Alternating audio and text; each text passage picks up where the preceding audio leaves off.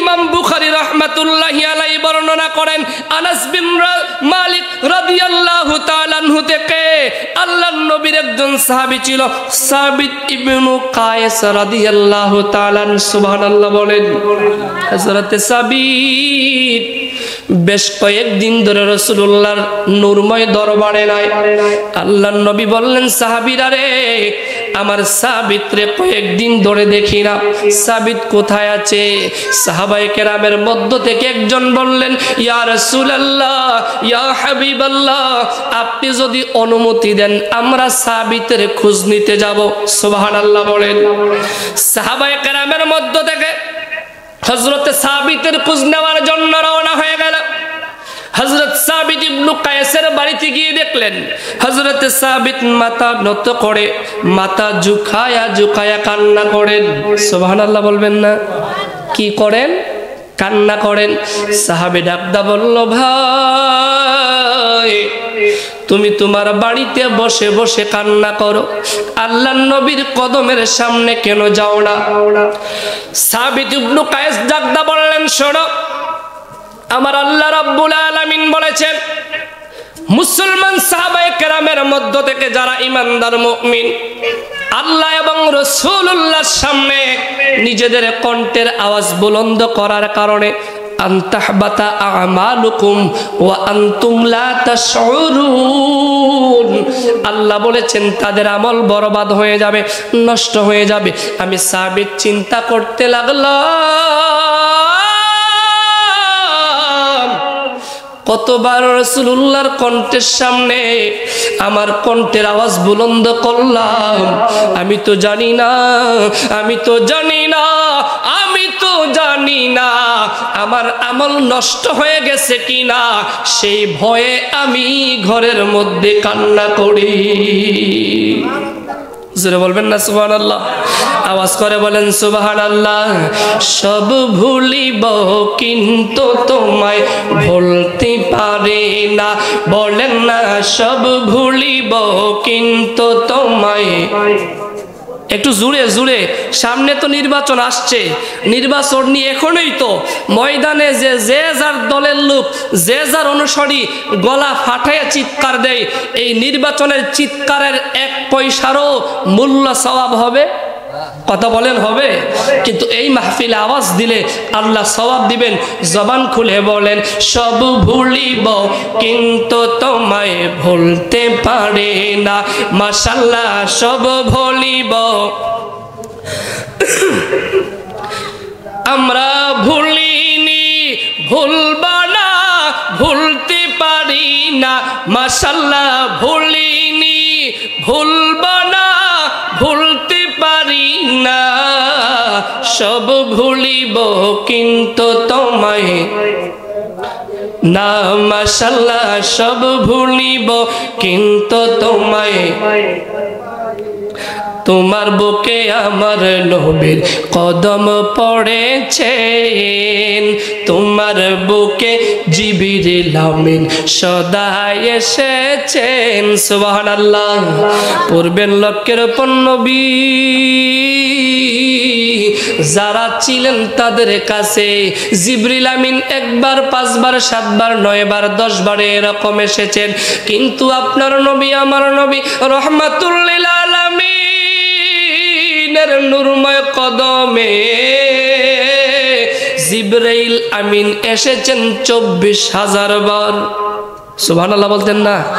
কতবার? 24,000 বার।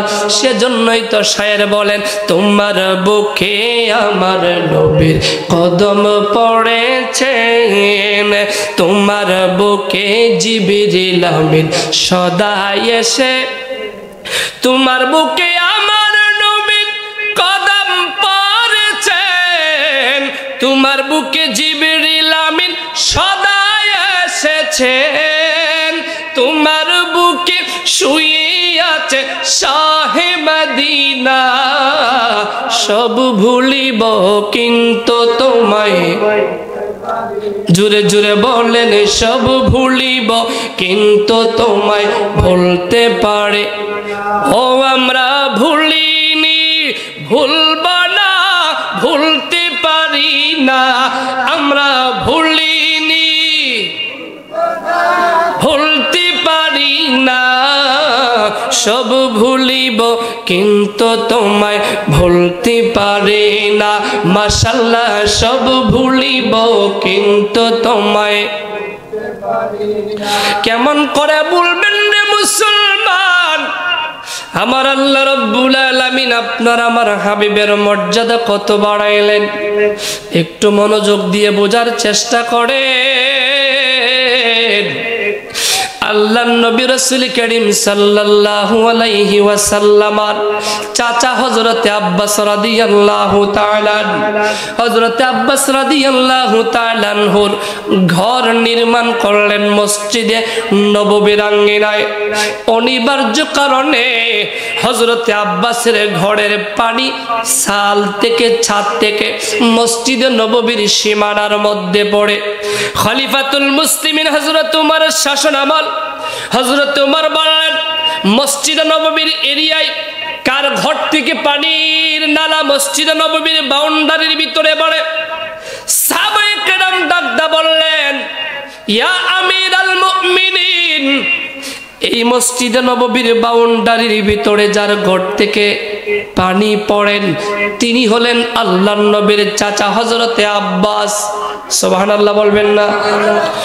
হযরতে ওমর ডাকদা বললেন, আল্লাহর ঘর মসজিদে নববীর এরিয়ার মধ্যে আব্বাসের ঘর থেকে পানি পড়বে না কার ঘর থেকে পানি পড়বে সেটা মুখ্য নয়, বরং আল্লাহর ঘর মসজিদের সীমানা দুনিয়ার কোনো মানুষ ব্যবহারের অথরিটি না। দুঃখ হয় রে মুসলমান, কষ্ট নিবেন না। আজকে আমাদের সমাজে ঘরের মধ্যে যিনি কথা নাও বলতে পারেন তিনি মসজিদে গিয়ে ইমামকে ধমকায়, কথা বলে না, ঘরে কথা বলে না, স্ত্রী উনার কথা শুনে না, স্ত্রী উনার কথা মূল্যায়ন করে না। যে লোকটা ঘরের মধ্যে যারা দিয়ে কথা বলতে পারেন না তিনিও সপ্তাহে মাসে একবার মসজিদে গেলে ইমাম সাহেবের দোষ খুঁজে খুঁজে বের করেন। আছে না নাই? মনে হয় উনি মসজিদের মালিক হয়ে গেছেন। না না না, মসজিদের মালিক কে? জোরে বলেন না কে? ইমাম বলেন, মুয়াজ্জিন বলেন, মুসল্লি বলেন, সবাই আমরা মসজিদের খাদেমদার, ঠিক কিনা বলেন? হযরত ওমর ডাকতে বললেন, যদি হযরত আব্বাসের ঘরের পানি মসজিদে নববীর সীমানার মধ্যে পড়ে পরনালীটা ভেঙে দাও। আল্লাহর ঘরের সীমানায় আব্বাসের ঘরের পানি পড়তে পারেন না। হযরত ওমরের নির্দেশ অনুযায়ী হযরত আব্বাস রাদিয়াল্লাহু তাআলা আনহুর ঘরের পরনালী ভেঙে দিলেন, পানি পড়া বন্ধ হয়ে গেল। খবর হযরত আব্বাসের কাছে চলে গেলেন। হযরত আব্বাস খলিফাতুল মুসলিমিন হযরত ওমরে বললেন, ইয়া আমিরাল মুমিনিন, আপনি নাকি আমার ঘরের পরনালী ভেঙে দিয়েছেন? ওমর ডাকদা বলে, হ্যাঁ, আল্লাহর ঘর মসজিদের সীমানায় আপনার ঘরের পানি পড়ার কোনো অথরিটি আল্লাহ দান করেন নাই। আব্বাস ডাকদা বললেন, ইয়া আমিরাল মুমিনিন, আপনি হয়তো জানেন না আমি আমার ঘরটা নির্মাণ করেছিলাম আল্লাহর রাসূলের জীবদ্দশায় থাকাকালীন। হযরত ওমর বললেন, তারপরে কি হলো? আব্বাস বললেন, আমিরুল মুমিনিন শুনেন, আমি যখন আমার ঘর নির্মাণ করলাম আমার ঘরের পানি মসজিদে নববীর সীমানায় পড়লো, কিন্তু আল্লাহর নবী বাধা দিলেন না, আল্লাহর নবী নিষেধ করলেন না। আল্লাহর নবীর সম্মতিক্রমে আমি আমার ঘরের পরনালী নির্ধারণ করে দিলাম। আমিরুল মুমিনিন অর্ধ পৃথিবীর বাদশা হযরত ওমর পরক্ষণেই থমকে গেলেন, স্তম্ভিত হয়ে জিজ্ঞাসা করলেন, ও আব্বাস, আপনার ঘর নির্মাণ করার সময় রাসূল দেখেছেন সত্য? কহা দেখেছেন সত্য। পানি পড়তো সত্য, কহা পড়তো সত্য। রাসূল নিষেধ করতেন না সত্য? আব্বাস বললেন, হ্যাঁ সত্য, রাসূল নিষেধ করেন নাই। ওমর এবার বলেন, আব্বাস, যে ঘর আল্লাহর নবীর জীবদ্দশায় তৈরি করা হলো, যে ঘরের পানি আল্লাহর রাসূলের নূরময় জীবদ্দশায় মসজিদে নববীর সীমানায় পড়লো, ওই ঘরের পরনালী ভাঙার দুঃসাহস আমি উমরের নাই। সুবহানাল্লাহ বলবেন না? এবার হযরত উমর ডাকদা বলে, আব্বাস, রাসূলুল্লাহ যে কাজের পারমিশন দিয়া দিলেন আমি তো ওই কাজটা নষ্ট করে দিলাম। আপনি যদি আমার অনুমতি দেন আমি আপনার ঘরের প্রণালী ঠিক করে দেব। আল্লাহু আকবার বলবেন না? জোরে বলেন আল্লাহু আকবার। অর্ধ পৃথিবীর বাদশা, মনে রাখবেন আল্লাহ কোরআনে বলেছেন, যালিকা ওয়া মান ইউআযযিম শাআইরাল্লাহ। আমার আল্লাহ বলেছেন আল্লাহর নিদর্শনকে, আল্লাহর শিয়ারকে যারা সম্মান করে, শ্রদ্ধা করে, ও মুসলমান, আরবিতে হলো শিয়ার, বাংলাতে নিদর্শন। আল্লাহর নিদর্শনকে যারা সম্মান করবে, শ্রদ্ধা করবে, আল্লাহর নিদর্শনের ব্যাপারে উপমহাদেশের শ্রেষ্ঠ মুহাদ্দিস শাহ ওয়ালিউল্লাহ মুহাদ্দিসে দেহলবে রহমাতুল্লাহি আলাইহি হুজ্জাতুল্লাহিল বালিগায় উল্লেখ করেন, আমার আল্লাহর চারটা শিয়ারে সম্মান করা, তাজিম করা আমার আল্লাহ ফরজ করে দিয়েছেন। সুবহানাল্লাহ বলেন। কয়টা নিদর্শন? জোরে বলেন কয়টা? চারটা। শাহ ওয়ালিউল্লাহ মুহাদ্দিসে দেহলবে রহমাতুল্লাহি আলাইহি হুজ্জাতুল্লাহিল বালিগায় নকল করেন চারটা জিনিস। এক নম্বরে যে শিয়ারের সম্মান করা আল্লাহ ফরজ করেছেন সেইটা হলো বাইতুল্লাহ। কার ঘর? জোরে বলেন না কার? দুই নম্বরে কিতাবুল্লাহ, আল্লাহর কিতাবের সম্মান করা। তিন নম্বরে ইবাদাতুল্লাহ, আল্লাহর ইবাদতের সম্মান করা। চতুর্থ নম্বরে যে জিনিসের সম্মান, তাজিম, শ্রদ্ধা করা আমার আল্লাহ ফরজ করে দিয়েছেন সেইটা হলো নূর নবী রাসূলুল্লাহ। তিনটা জিনিসের ব্যাপারে আমাদের মধ্যে কোনো দলাদলি নাই। বাইতুল্লাহর সম্মান নিয়ে কেউ দলাদলি করে না। কিতাবুল্লাহ, আল্লাহর কিতাব কোরআনুল কারীমের সম্মানের ব্যাপারে কোনো দলাদলি নাই। ইবাদত, নামাজ, নামাজের ক্ষেত্রে কোনো দলাদলি নাই। কিন্তু চতুর্থ নম্বরে আল্লাহর রাসূলের সম্মান, তাজিম নিয়ে আমাদের মধ্যে দল আছে না নাই? কথা বলেন না, আছে না নাই? মুসলমান বলছিলাম আল্লাহর নবীর নির্দেশে কত সম্মান করলেন। হযরত ওমর ডাকদা বললেন, আব্বাস শুনেন, যেহেতু আল্লাহর নবী সত্যায়ন করে গেছেন, এখন আপনি অনুমতি দিলে আমি আপনার ঘরের প্রণালী ঠিক করে দেব। অর্ধ পৃথিবীর বাদশা হযরতে উমর আব্বাস রাদিয়াল্লাহু তাআলা আনহুর ঘরের প্রণালী ঠিক করবেন। হযরত আব্বাস ডাকদা বললেন, ইয়া আমিরাল মুমিনিন, আপনি যখন অনুমতি দিয়া দিলেন আপনার ঠিক করতে হবে না, আমার ঘর আমি ঠিক করে নেব। হযরত আব্বাস বলেন, না না না, আল্লাহর নবী অনুমতি দিয়েছেন, ওই অনুমতি সম্পন্ন কাজে আমি উমর নির্দেশ দিয়ে ভেঙে দিলাম যতক্ষণ পর্যন্ত আমি উমরের কাঁধে দাঁড়াইয়া কেউ আপনার ঘরের প্রণালী ঠিক না করবে ততক্ষণ পর্যন্ত আমি উমরের কলিজা ঠান্ডা হবে না। সোনার মদিনা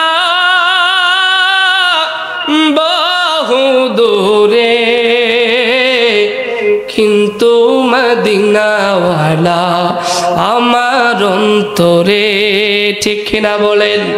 আমরা অন্তর গভীরে মদিনায় আছে রে, সে মদিনা কবে যাব মন মানে না রে, সে মদিনা কবে যাব মন মানে না। আরে যে গিয়েছে একবার সোনার মদিনা, তার মনে আর কোনো দুঃখ রইল না। ঠিক কিনা বলে? রাসূল বলেছেন মান যারা কবরি ওয়াজাবাত লাহু শাফাআতি ইয়াউমাল কিয়ামা, যে ঈমানদার উম্মত ঈমান নিয়ে আমি রাসূলুল্লাহর রওজা আতহারের সামনে দাঁড়িয়ে একটিবার তাওয়াফ করে জিয়ারত করে দুরূদ আর সালাম পাঠ করবে, আমি রাসূলুল্লাহ ঘোষণা করলাম হাসর ময়দানে আমার ওই উম্মতকে সুপারিশ করে আল্লাহর জান্নাতে নিয়ে যাওয়ার ওয়াজিব হয়ে যায়। সুবহানাল্লাহ। যে গিয়েছে একবার সোনার মদিনা, তার মনে আর কোনো দুঃখ রইল না। আমার অন্তর গভীরে মদিনায় আছে রে, সে মদিনা কবে যাব মন মানে না রে, সে মদিনা কবে যাব মন মানে না রে। ঠিক কিনা বলেন? বলছিলাম আমার আল্লাহ মুমিন মুত্তাকিদের তাকওয়া কেমন ভাবে আল্লাহ যাচাই করে নিলেন শোনেন। আল্লাহ রাব্বুল আলামিন কুরআনুল কারীমে বললেন, মনোযোগ, গভীর মনোযোগ, ডানে বামে চাইবেন না, কথাগুলো বুঝার চেষ্টা করেন।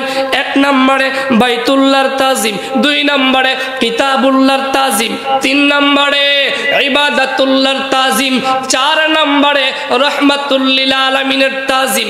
বাইতুল্লাহর তাজিম আমরা কেমন করে করে আমরা নামাজ পড়ে কোন দিকে? কথা বলেন কোন দিকে?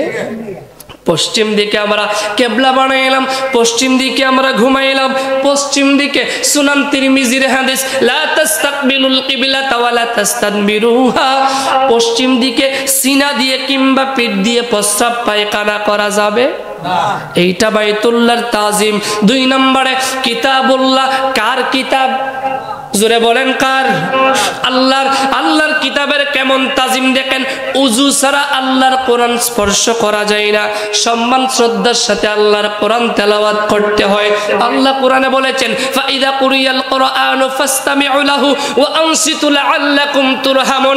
আল্লাহ ডাকদা বলেছেন তোমাদের সামনে যখন আল্লাহর কোরআন তেলাওয়াত করা হয় ফাসতামিউ লাহু, তোমরা চুপ থাকো, ওয়া আনসিতু লাআল্লাকুম তুরহামুন, যাতে করে আল্লাহর পক্ষ থেকে রহমত পেতে পারো। সুবহানাল্লাহ বলেন। এইটা কোরআনের তাজিম। 3 নম্বরে ইবাদাতুল্লাহ। আল্লাহর ইবাদতের কেমন তাজিম দেখেন। উযু ছাড়া নামাজ পড়া যায়? কথা বলেন যায়? উযু ছাড়া নামাজ পড়া যায় না। কেউ যদি উযু ছাড়া নামাজকে ঠাট্টা মশকারি তুচ্ছ করার কারণে নামাজ আদায় করতে গিয়া একটা সেজদা করে, মোল্লা আলী কারি উল্লেখ করেন তার ঈমান থাকবে না, বেঈমান হয়ে যাবে। এইটা ইবাদতের তাজিম। ঠিক কিনা বলেন? বাইতুল্লাহর তাজিম, কিতাবের তাজিম, ইবাদতের তাজিম, তিনটা তাজিমের চেয়ে বেশি তাজিম যারা করতে হবে তিনি হলেন নবী রাহমাতুল লিল। জোরে বলেন রাহমাতুল লিল। বলবেন হুজুর আপনি কি মন গড়া কথা বলতেছেন কিনা? না রে বাবা না, মন গড়া কথা নয়, একটু বোঝার চেষ্টা করেন। সারা দুনিয়ার মৌলবীরা যদি আল্লাহর রাসূলুল্লাহর বিরুদ্ধাচরণ করে, কিন্তু আল্লাহর রাসূলের ইজ্জত আজমত একটুও কমবে? কথা বলেন না কমবে? আল্লাহ রাব্বুল আলামিন কুরআনুল কারীমের সূরা ইনশিরাহ নাজিল করলেন। আল্লাহ কোরআনে ডাকদা বললেন ওয়া রাফা'না লাকা যিকরাক। আল্লাহু আকবার বলবেন না? আল্লাহ রাব্বুল আলামিন কুরআনুল কারীমের মধ্যে বললেন, বন্ধু আমার, দোস্ত আমার, আপনার মর্যাদা সম্মান আমি বাড়ায়া দিলাম। কতটুকু বাড়াইলেন তার কোনো সীমানা আছে? কথা বলেন আছে? হযরত জিবরিল আলাইহিস সালাম আল্লাহর রাসূলের কাছে আসলেন, ডাকদা বললেন ইয়া রাসূলুল্লাহ, ইয়া হাবিবাল্লাহ, কাইফা রাফাআল্লাহু যিকরা। আল্লাহ যে বললেন আপনার মর্যাদা বাড়াইলেন, বলেন কতটুকু বাড়াইলেন? আল্লাহর রাসূল চাইলেন আমি জবাব দিব না, জবাবটা তিনি দিবেন যিনি আমার মর্যাদা বাড়াইলেন। জিবরিল চলে গেলেন আল্লাহর কাছে। আল্লাহর কাছে গিয়ে ডাকদা বললেন মাওলা রে, আপনার বন্ধুর মর্যাদা সম্মান বাড়াইলেন, কতটুক বাড়াইলেন আপনি বলেন। এবার আল্লাহ ডাকদা বলে, জিবরিল জিবরিল শুনো, ইদা যুকিরতু যুকিরতামাই, ও জিবরিল শুনো, আমি রব, আমি আল্লাহ, ইদা যুকিরতু যুকিরতামাই, যেইখানে আমি রব্বুল আলামিনের জিকির, ওইখানে আমার বন্ধুর জিকিরকে আমি বুলন্দ করে দিলাম। বুলন্দ করলেন কে? জোরে বলেন না কে? আমি সব নিয়ামত পেয়েছি তোমার সদকায়, আল্লাহর পড়ে তাই তোমরা তোমার গুণগান গায়, তোমার গুণগান গায়। তুমি সেই নবী যার কদমে চন্দ্র রবি আলো নিতে আসে সদা ভিক্ষুক বনে, আমরা ধন্য গো রাসূল, তোমাকে পেয়ে আমরা ধন্য, আমরা ধন্য, আমরা ধন্য গো রাসূল, তোমাকে পেয়ে। ঠিক কিনা বলেন ও মুসলমান? বুখারী শরীফের হাদিসের মধ্যে আসছে, আব্দুল্লাহ ইবনে ওমর বলেন, আমি একদিন আমার বোনের বাড়ির ছাদের মধ্যে দাঁড়াইলাম। কোথায় দাঁড়াইলো? বোনের বাড়ির ছাদে দাঁড়াইলো। তিনি বলেন, আমি লক্ষ্য করে দেখলাম আল্লাহর রাসূল ইস্তেনজা করতেছেন আল্লাহর নবীর সিনা মুবারক বাইতুল্লাহর দিকে। কোন দিকে? কোন দিকে? সবাই বলেন কোন দিকে? বাইতুল্লাহর দিকে। সুনান তিরমিজির হাদিস, রাসূল বলেছেন বাইতুল্লাহর দিকে সিনা দিয়ে কিংবা পিঠ দিয়ে প্রস্রাব পায়খানা করা যাবে না। এখন আবার রাসূলুল্লাহ বাইতুল্লাহর দিকে সিনা দিয়ে ইস্তেনজা মুবারক করছেন।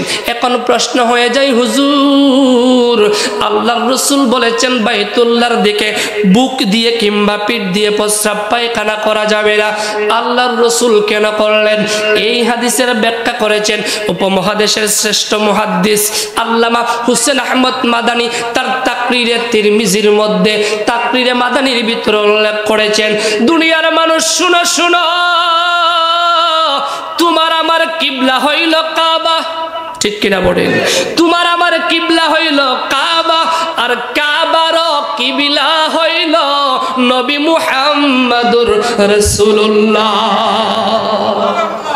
সেই জন্য কাবার বিধান তোমার আমার জন্য বৈধ, আল্লাহর রাসূলের জন্য কাবা ছিল না, কারণ কাবার ও কাবা নবী রাহমাতুল লিল, জোরে বলেন না, নবী রাহমাতুল লিল আলামিন। সেজন্য আমি বললাম বাইতুল্লাহর চেয়ে দামি রাহমাতুল লিল আলামিন, কিতাবুল্লাহর চেয়ে দামি রাহমাতুল লিল আলামিন, ইবাদতের চেয়ে দামি রাহমাতুল লিল আলামিন। দ্বিতীয় নম্বরে আসেন কিতাবের চেয়ে কেমন করে দামি? পূর্বের লোকের উপর নবীগণ যারা জমিনের মধ্যে আসলেন, আমার আল্লাহ যাদেরকে কিতাব সহিফা দান করলেন, আল্লাহ যেখানে বললেন তারা সেখানে গেল। ঠিক কিনা বলেন?